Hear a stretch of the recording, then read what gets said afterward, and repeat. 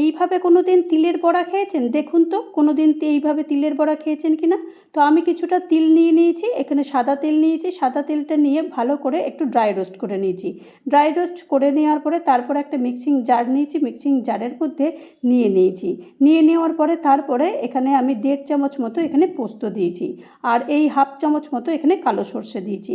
দিয়ে দেওয়ার পরে তারপরে এটাকে প্রথমে একটুখানি পিষে নিয়েছি।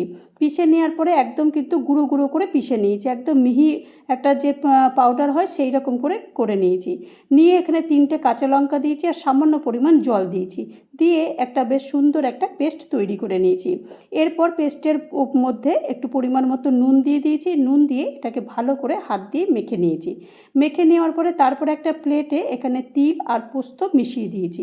মিশিয়ে দেওয়ার পরে তারপরে যেমন বড়া তৈরি করে ঠিক সেই রকমভাবে বড়া তৈরি করে এখানে তিল আর পোস্তর মধ্যে একটু কোট করে দিয়েছি। দিয়ে তারপরে এটাকে ভেজে নিয়েছি।